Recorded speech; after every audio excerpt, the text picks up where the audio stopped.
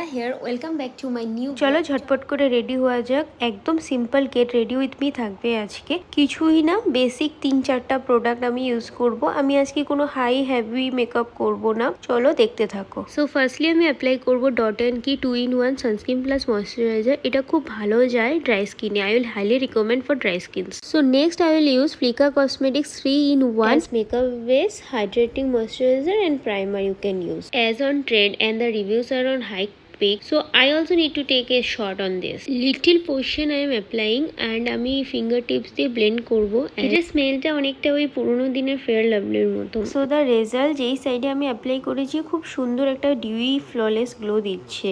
Other then that side এত সুন্দর একটা flawless glow I don't think any other products can give. কোনো filter নেই, only natural lights. I will highly recommend this. Just use it once and see the result. Next I will use Dot & Key tinted sunscreen.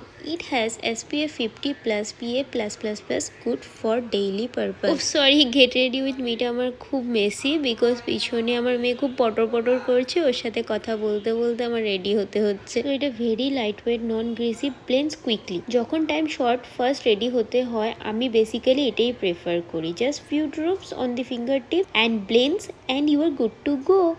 আমার shade হলো 03 sand. নাইকাতে এটা 7টা shades আছে, তোমরা নিজেদের shade choose করে নিতে পারো। Almost 5 to 6 bottles I have used. Next আমি ইউজ করব মেবলিনের কম্প্যাক্ট পাউডার। এটা মেট ফিনিশ দেয়, একটা জাস্ট একটু টাচ আপের জন্য। আমার শেড হলো 128 ওয়ার্ম নিউ। এটা 6টা শেডস আছে, তোমরা চেক আউট করে নিতে পারো। নেক্সট এগেইন আমি ইউজ করবো ডট অ্যান্ড কির সানস্ক্রিন মিস্ট।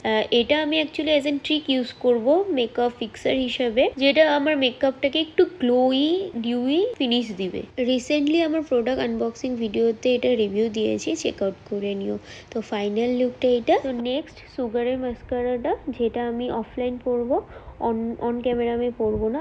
আর এই যে লিপস্টিকটা, এটা আমি নাইকা স্টোর থেকে নিয়েছি, এটা শেড হলো চাই। সো কুইকলি আমি ড্রেস আপ হবো। আর এই যে জিন্স আর একটা বেসিক টপ পরবো। অ্যাকচুয়ালি আজকে আমাদের একটা ফ্রেন্ডের ঘরে গেট টুগেদার আছে, সব ফ্রেন্ডসদেরই। মাঝে সাঝে এরকম গেট টুগেদার আমাদের হয়, তো এখন তো তাও অনেক কম হয়, আগে বেশি হতো। তো ঝটপট করে রেডি হয়ে গেলাম। এদিকে বহুত দেরি হয়ে গেছিলো কেন কি খুব বৃষ্টি হচ্ছে। তো লাস্টলি আমি এই পারফিউমটা দিয়ে আমার লুকসটা কমপ্লিট করব। এটা একটা গিফটেড, আমার হাজবেন্ডকে গিফট করেছিল ওল্ড মঙ্ক। কিছু আমি এটার বিষয়ে জানি না। সো আমার লুকটা কমপ্লিট হওয়ার পর আমি একটু ফ্লট মারছিলাম ক্যামেরার সামনে। সো আপনারা বলবেন লুকসটা কেমন লেগেছে। এখন যে হাজবেন্ড রেডি হচ্ছে, ও বহু ঝটপট করে রেডি হয়ে যায়, এমনি ছেলেমেয়েতে কম টাইম লাগে।